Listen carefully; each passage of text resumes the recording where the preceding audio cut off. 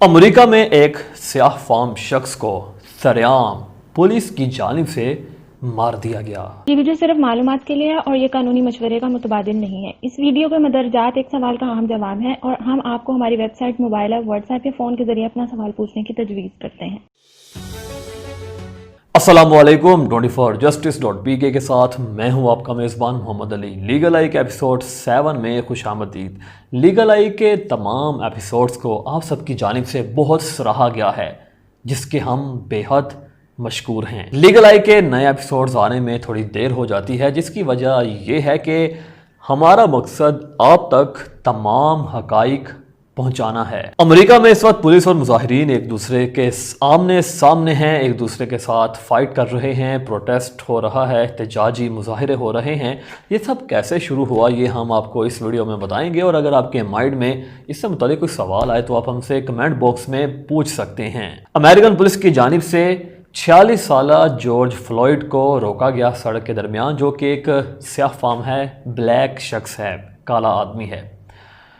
उसे रोका गया और पुलिस ने कहा जी रुको। जॉर्ज फ्लॉयड ने आगे से कहा मेरा क्या कसूर है, मुझे क्यों रोक रहे हैं। इतने में एक पुलिस ऑफिसर ने पीछे से धक्का दिया और नीचे गिरा दिया। उसके बाद दूसरा पुलिस ऑफिसर आया और उसने जॉर्ज फ्लॉयड की गर्दन की बैक साइड पर अपना घुटना रख दिया और मुसलसल 8 साढ़े 8 मिनट तक दबाता रहा। इस दौरान जॉर्ज फ्लॉयड चिल्लाता रहा, आई कांट ब्रीथ, मुझे सांस नहीं आ रही, मेरा पूरा जिस्म दर्द कर रहा है, मुझे पानी पिला दो। पास खड़े लोगों ने वीडियोस भी बनाई और लोग चिल्लाते रहे, इसे छोड़ दो, इसकी सांस नहीं आ रही, इसे कुछ हो सकता है। लेकिन पुलिस वालों ने, पुलिस ऑफिसर ने किसी की भी ना सुनी, मुसलसल दबाता रहा। यह अमल पुलिस ऑफिसर की गाड़ी के साथ ही कॉर्नर पे हो रहा था, सड़क के बिल्कुल साइड फुटपाथ के साथ। और इसी दौरान जॉर्ज फ्लॉयड की सबके सामने मौत हो गई। लाइव वीडियो बनी, एम्बुलेंस आई और जॉर्ज फ्लॉयड को ले गई। जैसे ही ये वीडियो सोशल मीडिया पर गई, अपलोड की गई, तो ये वायरल हो गई और जितने भी अमेरिकन्स थे ब्लैक लाइव्स मैटर का नारा लगाते हुए सड़कों पर निकल आए। और जितने भी प्रोटेस्ट करने वाले लोग थे उन्होंने सुपरमार्ट्स, जितने भी बड़ी बड़ी मार्केट्स थी, सबको लूटना शुरू कर दिया। और उनका कहना यह था कि हम अपने पैसों से इनको टैक्स देते हैं, भारी टैक्स देते हैं, और गवर्नमेंट हमारे टैक्स से पुलिस वालों को पैसे देती है, तनख्वाहें देती है, उनके नाजो नखरे उठाती है, और ये पुलिस हमारे ऊपर ही तशद्दुद करती है बिलावजह का, हमें सड़कों में सरेआम मारती है, हमारे ऊपर तशद्दुद किया जाता है।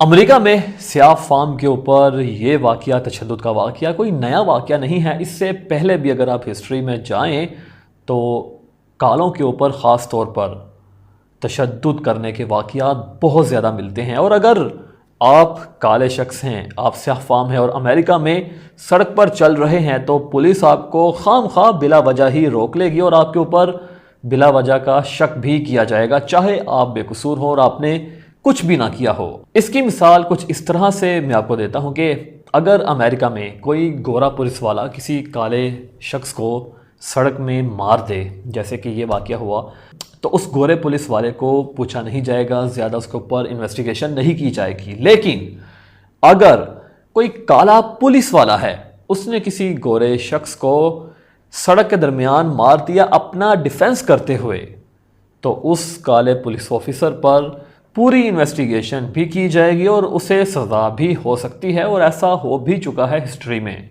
बराक ओबामा, जो कि साबिक प्रेसिडेंट हैं अमेरिका के, इनके दौर में जब वो इक़्तिदार में थे, ऐसा ही एक वाक़या पेश आया था कि जहां पर एक काले पुलिस ऑफिसर ने अपने सेल्फ डिफेंस में किसी गोरे शख्स को मार दिया था और बाद में उस काले पुलिस वाले के ऊपर चार्ज भी लगे थे, उसे सज़ा भी मिली थी, पूरी इन्वेस्टिगेशन हुई थी। लेकिन बराक ओबामा, जो कि ख़ुद भी एक ब्लैक पीपल है, एक काला शख्स है, एक स्याह फाम है, वो एग्जेक्टिव ऑर्डर पेश नहीं कर सका था, वो एग्जेक्टिव ऑर्डर नहीं दे सका था। लेकिन दूसरी तरफ हम देखें तो डोनाल्ड ट्रंप, जो कि एक वाइट शख्स है, उसने कई एग्जेक्टिव ऑर्डर्स दिए हैं। काले लोगों को सिर्फ अमेरिका में ही नहीं बल्कि यूके में, ब्रिटिश के अंदर भी पहले गुलाम के तौर पर रखा जाता था और इनको बहुत सी मुश्किलात का सामना करना पड़ता था। इसी तरह से मोहम्मद अली बॉक्सर, जो कि एक लेजेंडरी बॉक्सर गुजरे हैं, उसके साथ भी एक ऐसा ही वाक़या पेश आया था कि एक रेस्टोरेंट में गए मोहम्मद अली साहब बॉक्सर, और उन्हें रेस्टोरेंट में बैठने नहीं दिया इस वजह से कि वो भी एक स्याह फाम थे, वो एक काले शख्स थे। लेकिन मोहम्मद अली ने उसके बाद ब्लैक पीपल के लिए, काले लोगों के लिए बहुत सी तहरीकें चलाई, आवाज़ उठाई, क्योंकि मोहम्मद अली को कई बार वाइट पीपल जो सफ़ेद लोग थे उनके नल से पानी भी नहीं पीने दिया जाता था।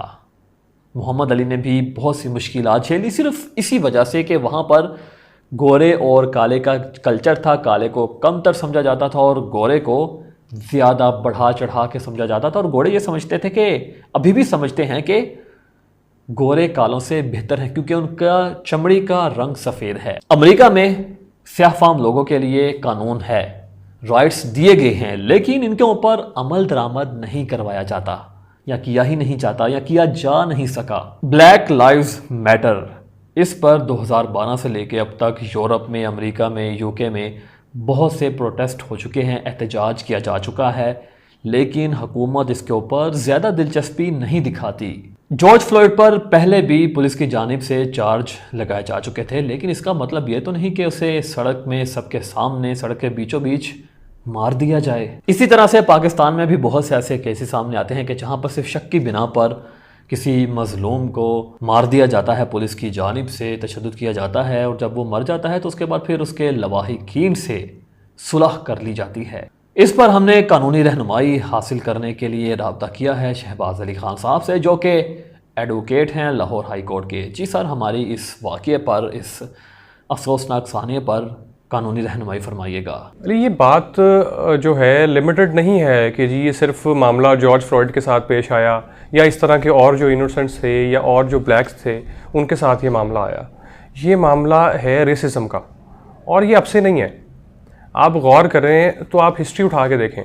सबसे पहले आपके एक आए थे जंगजू चंगेज़ खान, उसके ज़माने से ये मामला चलता आ रहा है।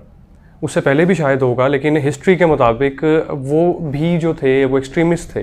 वो अपनी रेस को सिर्फ आगे लेना चाहते थे, दुनिया पे सिर्फ अपनी रेस, अपनी जो थी नस्ल, उसकी जो है तादाद बढ़ाना चाहते थे, और उसके मुकाबले जो उनके रास्ते में आता गया वो उसको ख़त्म करते गए। फिर सेकंड ये चीज़ आई, आपने देखा नाज़िज़्म में, जो हिटलर की कहानी थी।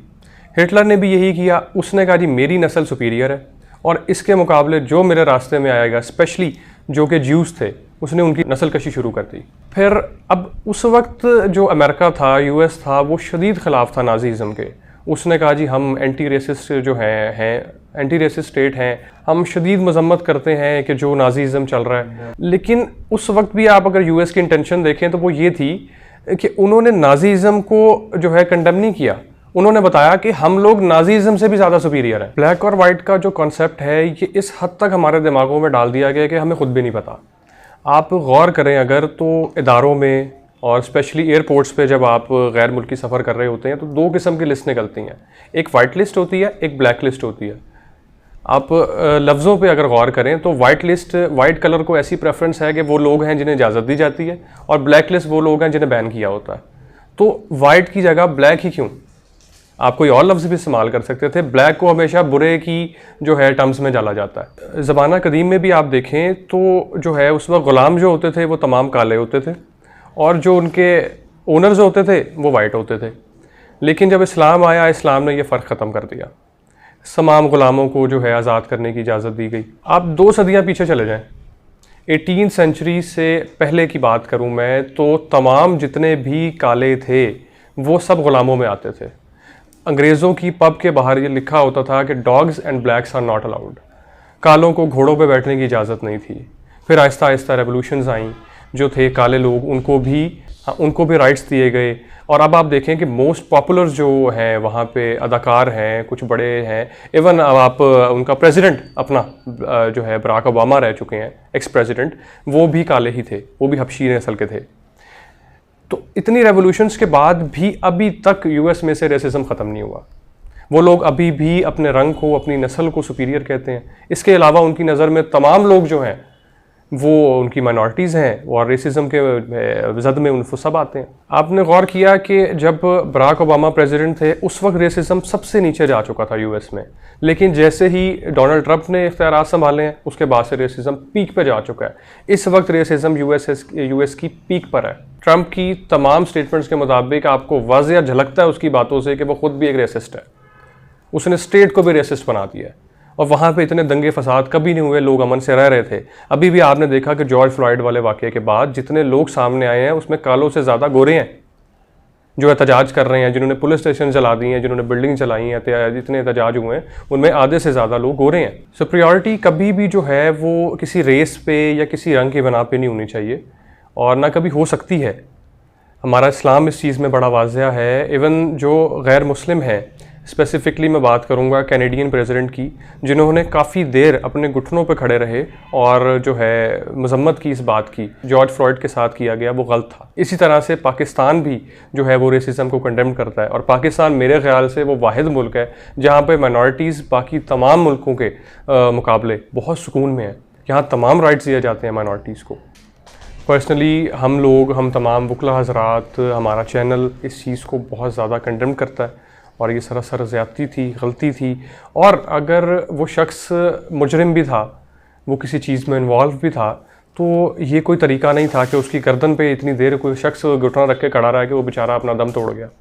इसके लिए प्रॉपर वहाँ पे ज्यूरी बैठती है, इसके लिए प्रॉपर जो है अदालती निज़ाम होता है जिस तरह नॉर्मल तमाम मुल्कों में चलता है। इस तरह कैसे हो सकता है कि अगर एक शख्स वहाँ पे कल्प्रिट भी है, आप उसको किसी तरीके से इस तरह से नहीं उसको मार सकते। बहुत बहुत शुक्रिया शहबाज अली खान साहब कि आपने हमारी कानूनी रहनुमाई फरमाई। और ये था लीगल आई का एपिसोड 7। लीगल आई के मजीद एपिसोड्स भी आएंगे, उसके लिए हमारे साथ रहिएगा। और अगर आपके माइंड में कोई सवाल है तो आप हमसे कमेंट बॉक्स में पूछ सकते हैं। और अगर आप किसी भी किस्म के मसले का शिकार हैं, कानूनी रहनुमाई चाहते हैं, तो आपने घबराना नहीं, क्योंकि 24justice.pk आपके लिए ही हाजिर है। आपने सिर्फ एक फ़ोन कॉल करनी है या 24justice.pk से व्हाट्सएप पर भी रब्ता कर सकते हैं। मज़ीद मालूमात के लिए 24justice.pk की वेबसाइट पर विजिट करें। 24justice.pk की ऐप गूगल प्ले स्टोर से और आई स्टोर से डाउनलोड करें। इसके साथ साथ हमारा यूट्यूब चैनल सब्सक्राइब कीजिए और हमें फेसबुक, इंस्टाग्राम और ट्विटर पर भी फॉलो कीजिए ताकि आने वाली तमाम वीडियोस के नोटिफिकेशंस आपको बआसानी बर वक्त मिल सकें। अपने मेज़बान मोहम्मद अली को इजाज़त दीजिए। अल्लाह हाफिज़। अगर आपको ये वीडियो पसंद आई है तो लाइक कीजिए, सब्सक्राइब कीजिए और साथ में बेल आइकॉन पर क्लिक कीजिए। मजीद किसी भी सवाल के लिए कमेंट कीजिए और अपने दोस्तों के साथ शेयर करना मत भूलिए।